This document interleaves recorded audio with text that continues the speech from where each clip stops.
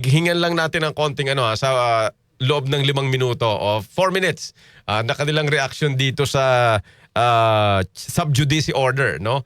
Po House Prosecution Panel Spokesperson at saka Advisor Kong Robert Ace Barbers. Kong, magandang umaga po, sir. Magandang umaga, Ricky. Magandang umaga rin po sa ating mga kababayan. 300 pesos fine pagka lumabag sa sub judice rule. How will the prosecution calibrate on this? Well, unang-una, stricto naman ang monitoring ng ating prosecution panel na hindi lalabag, no, at magko-comply sa order ng ating impeachment court ang ating prosecution panel. Kung meron mang tumawid, no, doon sa sinasabing borderline of being a subject of sub judice, dala lamang ito ng kanilang emotion, no? Nabanggit nga diyan kay Attorney May na kung saan ay nagbanggit siya ng word, no?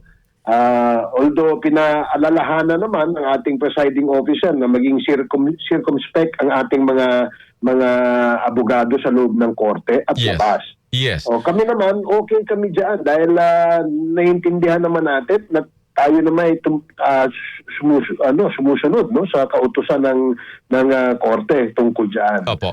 So, merong mang fine o wala, we will comply. Opo. Kung ito ay curiosity question ng mga investor ditong sumusubaybay, kasi 'di ba, sabi din ni Senator Chis Escudero, parang napapansin niya, parang nagiging habit daw yung scam, mastermind.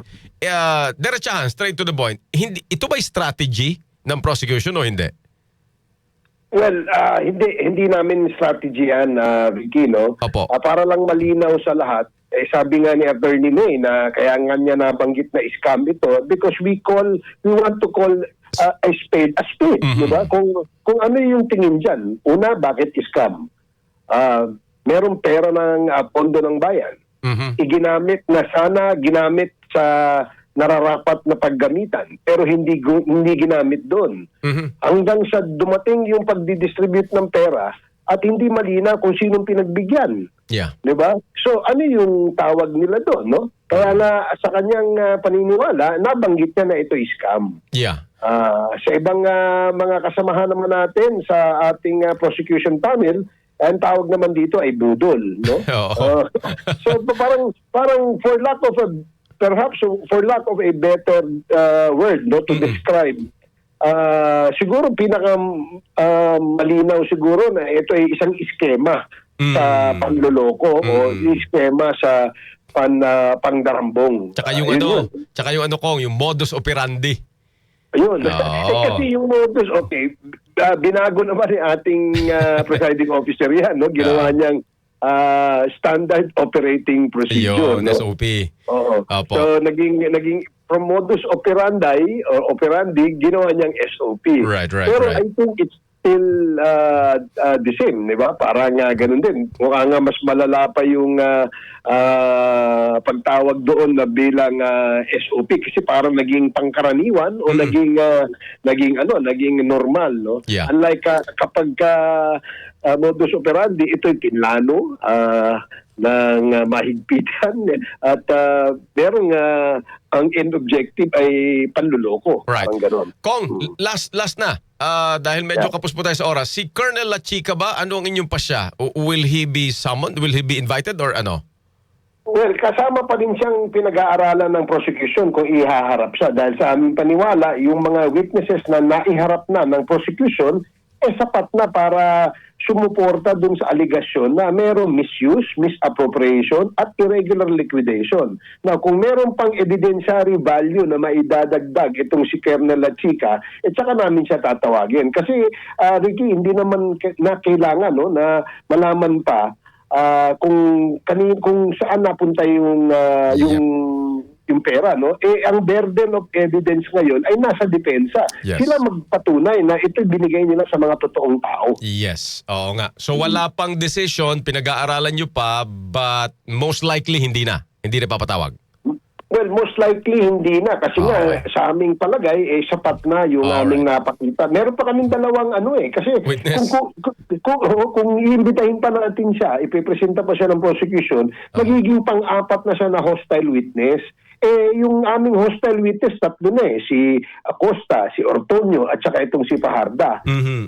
Itong tatlong ito, humarap ito sa Kongreso, sa Committee on Good Government hearing. Alam namin kung ano yung kanilang sasabihin.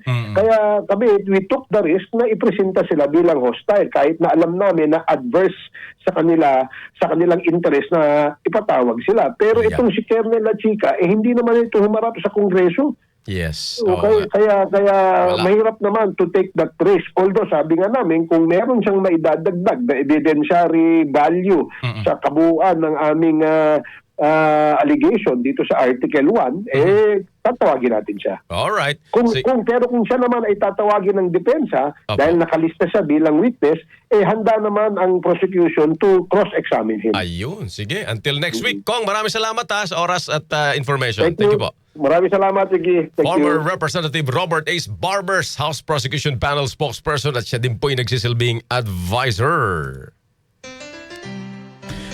Ay, wala na ho tayong oras. So, thank you sa inyong ginawang pagsubaybay, pakikinig at panonood po sa atin. Susunod na po ang Say ng Taong Bayan Alams Na with Kuya Xander Cayabyab at Angel Garcia. Kung ano yung professor ng bayan, Ricky Rosales, hanggang bukas. Thank you so much. Bye-bye. 9:01 in the morning. This time check is brought to you by MX3. Dito ako believe. That news was brought to you by ACS Manufacturing Corporation, ISO certified world-class quality. ACS. Araw-araw, MX3 para MX-Traordinary. With alpha, beta, gamma na sangkap nito. Tunay, original at natural na suplemento. With MX3. So coffee and tea. With MX3. It's for you and me. With MX3. Dito ako believe.